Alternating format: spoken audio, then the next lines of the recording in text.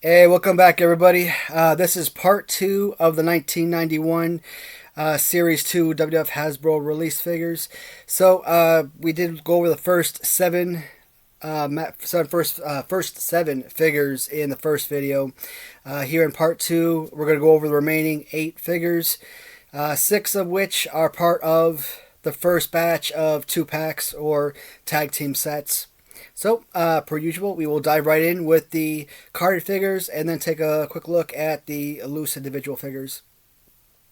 First one we're going to take a look at is the Hot Rod Roddy Piper action figure. So, here's the thing about this figure. This is yet another figure I did have as a kid. Roddy Piper comes with the Piper Punch. A very familiar action feature with many figures. Roddy Piper is such a beloved character in my eyes throughout my life. So his movies with Hulk Hogan, his individual movies. He was on a episode of what was it? Mario, I believe, and it's kind of funny. I never saw that myself as a kid. My wife actually saw that when she was really young, and so she was a fan of Roddy Piper for that reason. And she showed me that episode. I'm like, oh, that's interesting. And it is super cool when my wife even said it herself. It's really awesome when like wrestlers and people who are in the business, celebrities, are able to do things for kids and whatnot. The Piper figure himself, again, aesthetically, is a great looking figure. He's got the one arm open, one hand closed, so you can still do like a punch, chop, as well as a slap if you need to. Arm straight out, up and down, exactly what you need. What I don't like about the Roddy Piper figure in particularly, he is among the worst figures for posing or for standing and display purposes. When you kind of look at the feet of the figure, they kind of do like this little, kind of give you a good angle. They kind of do like this little rocker chair thing, rocking back and forth, right? And that's all it was. It looks like a canoe in the foot, and I hate that. There really is no way to properly pose these figures. Occasionally, you'll be able to stand up, then they'll stand up just fine. But that is very rare.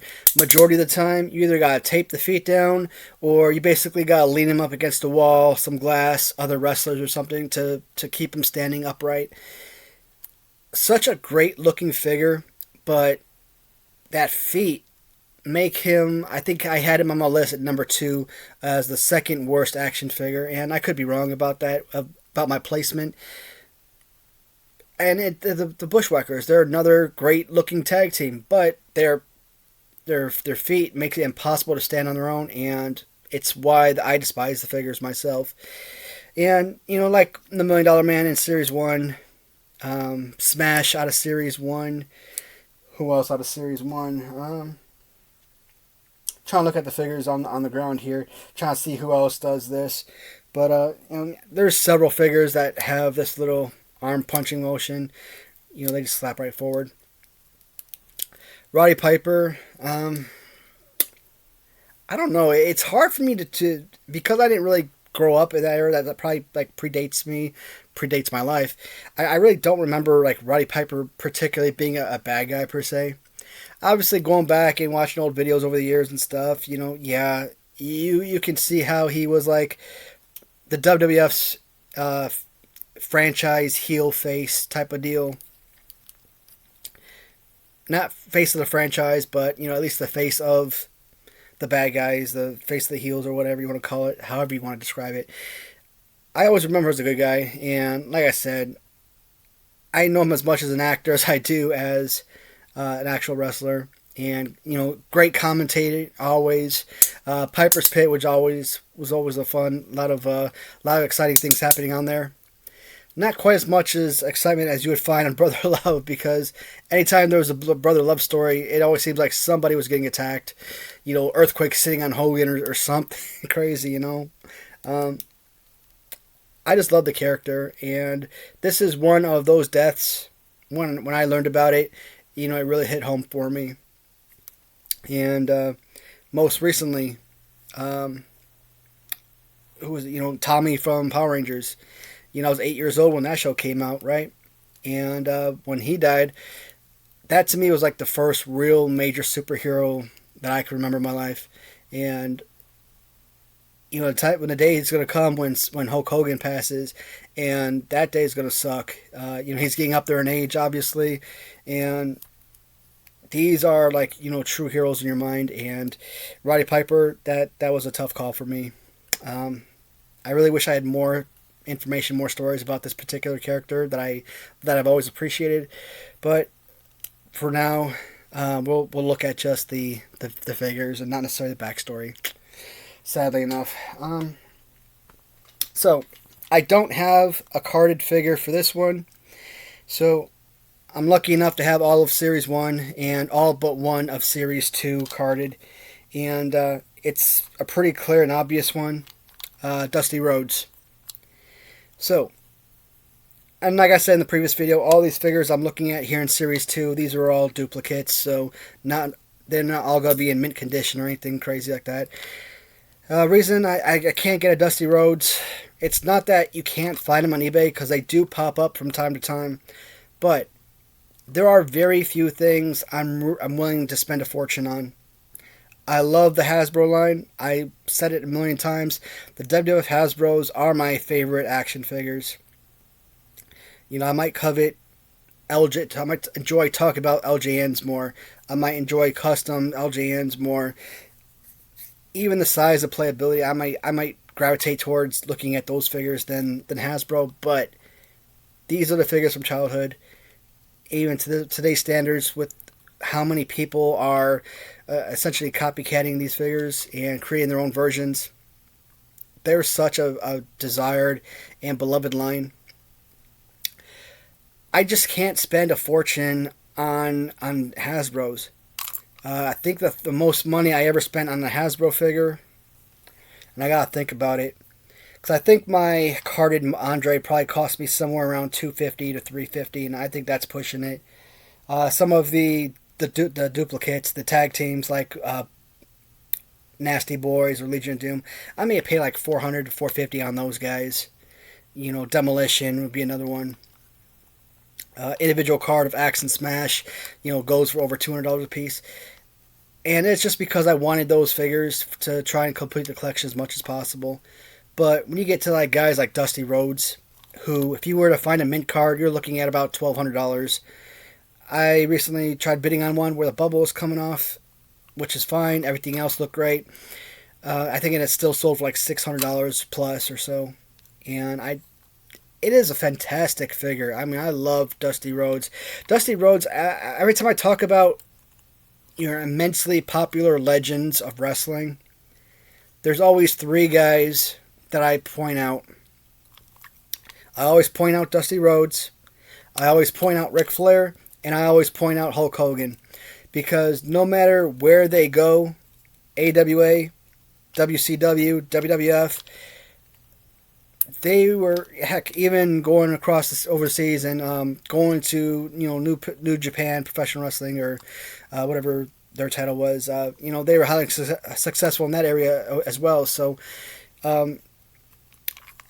guys that were true professionals in ring kind of had the same attitude, I guess, out of ring. Someone you could come up to, ask for an autograph, and they wouldn't spit in your face, essentially, which is what someone like Ultimate Warrior has done, and why he's not a beloved character, not only by fans, but of course by the guys in the locker room. But longevity, their success, able to go from promotion to promotion and still, put butts in the seats, sell tickets, sell merchandise. So the actual figure of Dustin, and of course, Dusty Rhodes, the whole Rhodes family, I mean, they're like another, they're like the Von Erichs, and the Samoans, I can't remember their family name, but Samoans have produced, a dozen different wrestlers over the years, professional wrestlers at least. So very prominent family, and in Series 2 he got an amazing action figure. The pose is actually kind of reminiscent to his son Dustin's Galoob figure about a year before. Actually, I take that back. The Series 2 Dustin Rhodes came out in 91 with the UK exclusives. So, Series 2 UK exclusive Dustin Rhodes, Series 2 WWF Hasbro release of Dusty Rhodes, and they both had very similar leg poses. So I always found that to be kind of interesting, really fascinating. Right now, Ram Treasures does have a really awesome, AWA style Dusty Rhodes, shirtless, a little birthmark or whatnot on his body, good, good boots and everything. Yeah, this is the Dusty Rhodes I can always remember from childhood and everything. This is the one I'm going to gravitate towards, but it's a despicable look. I mean, a man this size kind of wearing, if it was just a plain black singlet, you can live with it. Get the Typhoon or Earthquake singlet, with really awesome graphics like that. It would look great. But polka dots, I just never understood the polka dot look for Dusty Rhodes or for any wrestler. I think Seth Rollins, and again, Seth Rollins is someone who came out years and years after I stopped watching wrestling. But I think I've seen figures with him in polka dot outfits as well. I don't know if there's any relation there or anything, but I'm very unfamiliar with anyone that came out after 98, 99 time frame. So, but I have seen that figure, so I figured I'd bring it up. Dusty Rhodes, again, if you want this figure on card, you're probably looking at $500 minimum, and topping out somewhere in the $2,000 range, and that's if you want one that's AFA graded, enclosed in a little protective case and stuff. Awesome figure. I will never spend $2,000 on it. I'm sorry. In my opinion, not worth it. $1,000. I really have to be financially sound to the point where I'd ever spend $1,000 on a Hasbro. $500 even right now, where I'm not really making a lot. I'm not really selling anything on eBay or anything, or not selling well on eBay, I should say. Because, I'm basically partially retired right now anyways, so my military compensation is basically covering household bills and stuff, and what I sell on eBay allows me to buy offline, things like this. $500 though, I can't do it right now. And it's the same reason why I haven't bought the Series 8 Bret Hart figure, is because at $350 plus, I just don't see the value on a single figure. Yeah, but I think that's something much more easily to acquire, and I think I will get the Series 8 eventually, even at the $300 price range. I just want this guy because, again, the last figure for Series 2 to complete the collection, or complete the carded collection, so that's why that one is so important for me to have. Alright, so that knocked out the last 2 individual figures. The last 3 sets are all tag teams. So we are going to start with the Bushwackers. I don't know where to find a dual pack, protective case for the tag teams. So when these guys hang on the wall, they hang loose.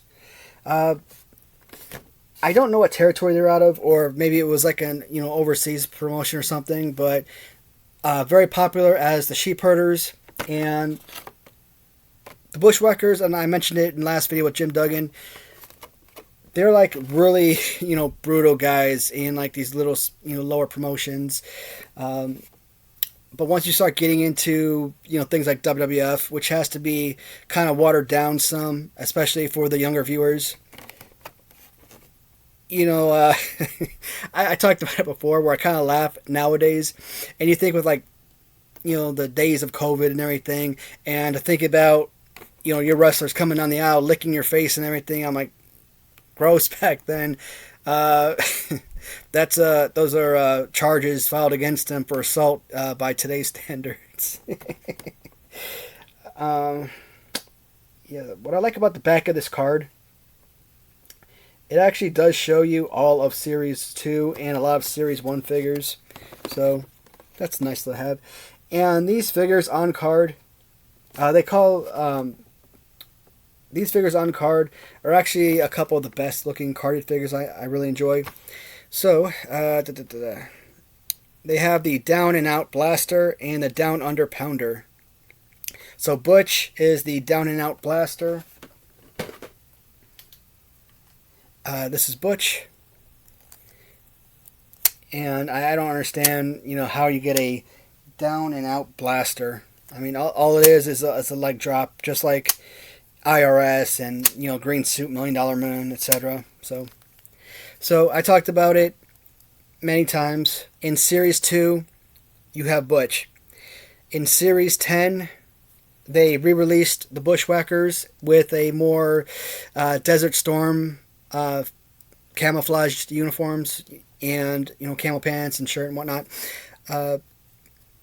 They have the exact same figures with the exact same pose. The only difference, this figure is Butch on Series 2, and this figure would have been Luke in Series 10. Great thing about this one is actually a pretty mint figure.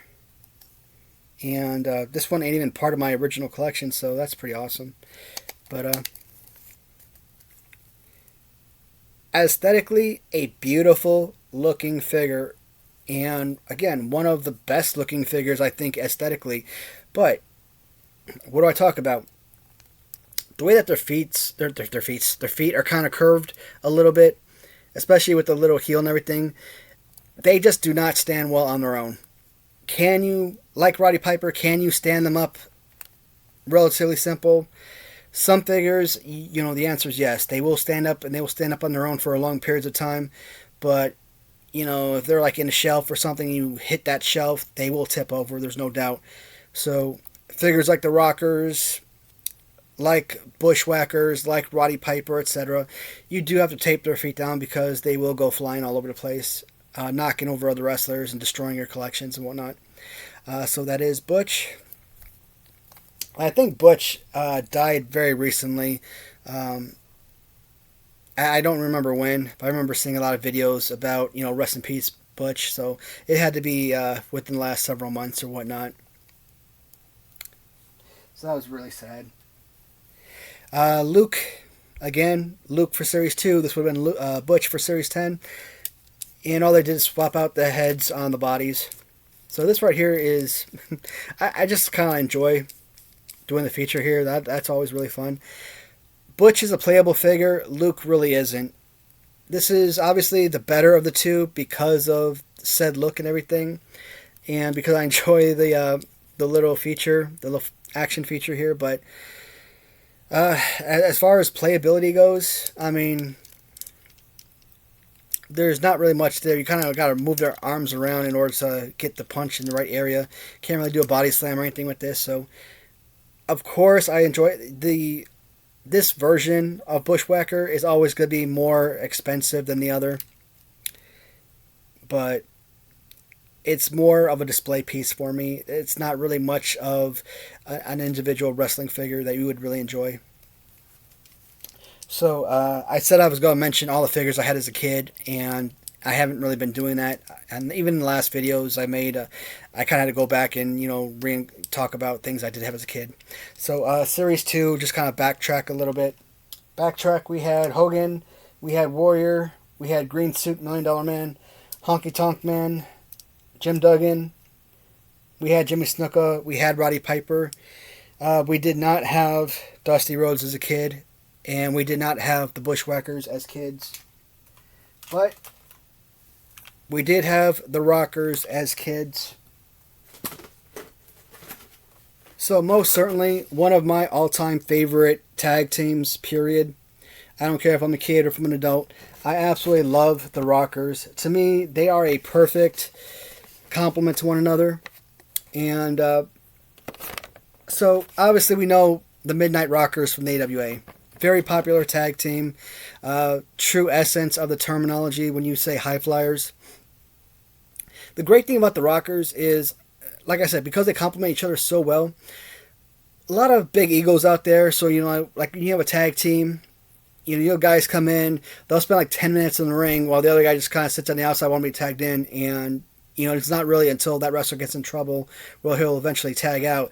The Rockers, Shawn might start it off or something, being there for like 30 seconds, has complete control of the match, tags in Marty, They might beat up the guy a little bit. Marty's in there for another 15, 20 seconds, tag Shawn back in, and they kind of go back and forth like that, and they're highly successful. And all of these big promotions that you got going on with, like, you know, WrestleMania and SummerSlam, Survivor Series, Royal Rumble, stuff like that, the Rockers always seem to be the number one tag team to highlight, you know, those different pay-per-view events. And they're always successful. They're always winning. And when they were in the AWA, they're eventually signed by the WWF, and I think they were with the WWF for a very short period of time. From my understanding, I think they were in like a bar fight or something, and their contracts were immediately terminated. And so what did they have to do but go back to independent wrestling or AWA or whatnot? But eventually, Vince did decide to bring them back once again, and they are just a perfect team. I really can't imagine a more better complement to each other. Not even Legion of Doom has the type of attitude to pull off what these guys did together. And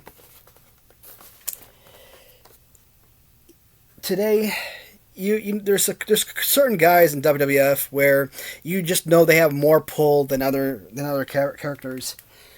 Hunter Hearst Helmsley is a perfect example. Yeah, he married into the family, but he's always been one of those guys I feel like, you know, had a say in what happened in WWF, even before, you know, he basically took over or anything like that. And Shawn Michaels always felt like the same kind of character. Once Shawn Michaels rejoined the WWF, I don't ever remember him leaving. You know, when contracts end or when someone's terminated, what happens? They jump to WCW. The same thing with WCW. Their contracts end, they jump to WWF. Especially in the 1990s, where really that is all you had. Those were really your only two real promotions. These guys go to independence, go overseas and stuff, but you really had those two big markets. And so if they weren't on one, they were going to be on the other. With Shawn Michaels, I never saw him in WCW. And in fact, anytime he got injured and he was, you know, laid out for a couple years, or, you know, maybe semi-retired to be gone for like 4 years, something like that, he'd always seem to come back to WWF. It wasn't just something like, hey, he got injured and we're writing him out of the script, essentially. So later on in life, you know, he obviously had a lot of pull with Vince, a lot of pull with the WWF, same thing as Triple H. And so I'm wondering if the need to separate Shawn and Marty from one another was an idea brought up by Shawn Michaels. Now, I don't think I read or saw anything that said that. Maybe it was just, you know, Vince's idea to kind of create a singles run for Shawn Michaels. But Marty Jannetty was just as good, had just as much talent, and why wasn't he getting any kind of push the same way that Shawn Michaels was? Eventually, you know, Shawn Michaels betrayed Marty and turned heel and was about one of the most successful wrestlers in history. Intercontinental champion, heavyweight champion, multi-time Royal Rumble champion. The man was just absolutely amazing. Marty Jannetty, I absolutely love the character, and like I said, it irks me that he never got the same kind of push that Shawn Michaels ever did. And I think just to kind of like to cave into fans' wishes, for those who actually grew up with Marty Jannetty and really wanted to see him do more, I think they kind of sarcastically gave him an Intercontinental belt for like a whole 2 seconds just to say that he was champion one time. But that's, to me, was a real slap in the face, because Marty Jannetty was a huge talent and will always be one of my favorites. Top 5? No. Top 10? Probably not. But I think once you get top 15 wrestlers, I think he could easily be on that list. He has to be, right? Joined up with WCW years later and just was not the same. You know, he wasn't the type of character that could bring in a lot of fans. You know, fill the seats, sell out stadiums, stuff like that. Yeah. The Rockers themselves, I had these figures as kids. These were my only tag team figures as a kid. Did they get a lot of use? Absolutely. They had to. And when you're a kid and you have very few amount of figures, you kind of make use of what you have available. And when you have legitimate wrestling figures, again, I didn't know who made this line. I didn't call them Hasbro as a kid. Not until I started collecting did I finally discover who actually made this, and I was like, oh shoot, you're kidding me? Because obviously I'm very familiar with the company of Hasbro.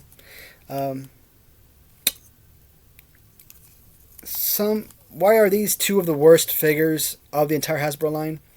Well, the feet alone makes them terrible. Secondly, it's one thing you notice about Shawn Michaels. He's got the little head raise. Marty Jannetty kind of has a similar feature, but not the same. No indentation on the back because he does not raise his head. His feet just simply go down. But both figures, they both have jumping features where they would jump out at each other. Shawn, with that open hand, that's okay. But he also does like this LJN Bob Orton thing with the backhand fist, which I don't like. Marty Jannetty, to me, among the two, was the premier figure. And I think he is a shade smaller than Shawn Michaels. But, much better fighting pose for the figure. So this one kind of reminds me to an extent of some of the Mattel Retros of today. There are a lot of figures like Seth Rollins, Goldberg, the new 1-2-3 Kid NWO figure 6, where they have the hands like this, but they're like in like this. So you got fused legs and you got your hands so super close like this. And when I talk about the Mattel Retro line, when I start doing those reviews, I'm going to bash on those figures like crazy because those. I used to think that the Series 1 Rick Rude or the Series 6 Ric Flair or the Series 11 Hasbro 1-2-3 Kid were some of the worst figures because, they do have the whole pose like that was the worst figures. No. I can live with this if this is what you give me, but when your hands are like in this close, I have a new most hated fighting pose. But this one with Marty, pretty solid overall. Alright, so the last figures from the line, and these are figures 14 and 15. So, 15 figures, and one of them is Demolition Smash, which we saw this exact same figure on single card back in Series 1. So, in my Series 1 loose figures on my main display, I put the helmet on top of Axe. The Series 1 single card Axe did not have a helmet, but again, I just want all three of Demolition to have helmets. So, on my loose figures, that's what they look like. This is an American card, which is awesome. And I didn't read off the rockers. Let me backtrack a little bit, sorry. So, Marty Jannetty had Rocker Dropper, and Shawn Michaels had Rocker Shocker. Alright, so with the Demolition, we're going to look at Smash first because, we already looked at Smash. Demolition Smasher. So, we got Smash. Again, one of the best face paint of the line. Absolutely love the look. And he's just one of those guys that just does like the Series 1. Just like the Series 1 Smash or the Series 1 Ted DiBiase, among others, that just has that little arm back, kickback. When I was doing my favorite tag teams last year, among all the Hasbros, I think there was like 16 tag teams I created to make that video. And I had Demolition like number 15 or something. To this day, I don't know what I was thinking. The Hasbro Demolition figures are absolutely amazing. And 2, Demolition are, so you got A, they're awesome looking figures. B, they are one of my all-time favorite tag teams. True boppers in the ring, like Legion of Doom. So, I don't know what I was thinking, rating them so low. And then I had like make-believe tag teams. Like I put like the Series 6 Tito Santana with like the Series 5 Rick Martel or whatever. And I rated them at much higher as Strike Force or something. But of going back and talking about that video now, I kind of like... Do I want people to watch my videos? Of course. I'm not going to tell anyone not to watch a certain video, but it's one that I feel would be much different if I were to make that same type of video today. So that was Smash, and we also get our first look at Crush. And what I love about Crush, and what I keep classifying as the three faces of Crush, he is one of only a few figures that actually come with 3 or more figures in the line. Some of the guys that have multiple figures, like Undertaker or Bret Hart, 2 initial releases, one in Series 4 and then again in Series 8, but both figures also had a mail-away feature as well. I've been classifying those 2 guys as 2 releases, but with the mail-away, can you call it 3? Sure. But they're all essentially the exact same figure. At least with Crush, every single figure is unique. Now, Series 1, they give him this, again, Bob Orton, LJN, backhand pose. Much more reminiscent than the Shawn Michaels figure we just looked at, which is stupid. But the face paint is remarkable. And if you get a nice tight twist here, and I didn't think I showed the action feature on the Macho Man, but this one's kind of tight. But essentially what he's supposed to do, he's supposed to spin the body backwards, and then he's supposed to, like, you know, spin like that. So, but yeah, this is pretty tight. So this feature isn't working. That's okay. It's more about just looking at the figures. And for Crush, they call that the Crush Cruncher. Just a beautiful looking figure. In Series 7, they come out with Kona Crush. In Series 11, the Series 11 and Series 7 are essentially the same exact figure, except it's a more purple, evil version of Crush. So, yeah, the figure is the same, but at least the color scheme is different, so that at least makes it its own unique figure. The Crush Series 1, easily one of the best figures of the entire Hasbro line. And during my most recent Hasbro tournament, I'm trying to remember how far did I have this one. Did he make it? I think he made it to round 3 at least. Maybe round 4, but I don't know. Still a fantastic figure overall. For the longest time, Kona Crush was actually the only wrestler to be able to knock Yokozuna off his feet. And so when I think Crush, that's kind of what I gravitate towards. It's not Demolition. It's not even evil bad guy Crush with Mr. Fuji. It was Kona Crush. It was the guy who, I think it was over like a 4th of July weekend in 1993. I don't know if it was like Monday Night Raw or something like that. And, you know, they were having the Body Slam Challenge.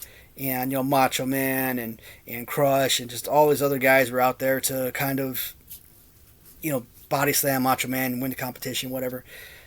Crush actually got him again off his feet and got him several inches, maybe even a couple feet off the ground, but alas, he couldn't do it. And that's when, you know, Lex Luger obviously comes in on the helicopter, jumps in, and oh, that's going to be a fun discussion once we get to Series 8, talking about the narcissist Lex Luger and how he basically transitioned to the All-American Lex Luger. So, one of the discussions was how this guy went from like a bad guy that everyone was hated on just like a day before, and the next day everyone's so surprised, like, why are we rooting for this guy? Why did he go from a narcissist Lex Luger who only cares about himself to, you know, this guy who cares about American values and American people and stuff like that. So I think that's going to be a fun conversation once we get into that Series 8 review. But yeah, Crush, I mean, that man was a giant, you know. Crush and Atom Bomb, to me, I would have loved, I don't know if they were ever tag team, I don't remember them, but I kind of feel like those two together would have been perfection. Alright, so in this video, we looked at Roddy Piper, Dusty Rhodes, both Bushwackers, both Rockers, and both Demolition. So knocking out the last 8 figures of Series 2. So 2 videos for Series 2, 15 figures total. And I'll probably wait another few days and come down here and make Series 3. So Series 3, I believe, had like another 12 or 13 figures. I think 13 figures. Once we get to Series 4 and onward, they kind of go downhill as far as the releases. Series 5, I think, is like another 10 figures or something, but I think Series 5 is the last time, if I'm not mistaken, that you feature double-digit characters released in that series. But when you get to 93, 94, and they're coming out with like 3, 4, 5 different releases in a single year, maybe not 5, but when you're coming out with 3 releases or more, it doesn't really matter if you only have 6 figures in a certain series. When they probably have like another 20 coming on the way, so I get it. That's why they probably did it that way. But yeah, these will never stop being awesome in my eyes. I absolutely love every single one of these guys. Truly amazing. All right, guys, that's all for now. 36 minutes. I thought this wasn't going to take 25 minutes, and we're at 36 minutes, so I do apologize for the length of these videos. I know I said I was going to post them back-to-back days, but I've decided against that. I'm going to leave them separated by every other day at least. Try and give you guys some time to knock out one video so you're not overburdened with other videos. Alright guys, thank you so much for watching, and per usual, if you have a comment, please leave one. I'd love to hear from you and respond when I can. And in the meantime, please be on the lookout for Series 3 coming soon. Alright guys, talk to y'all later.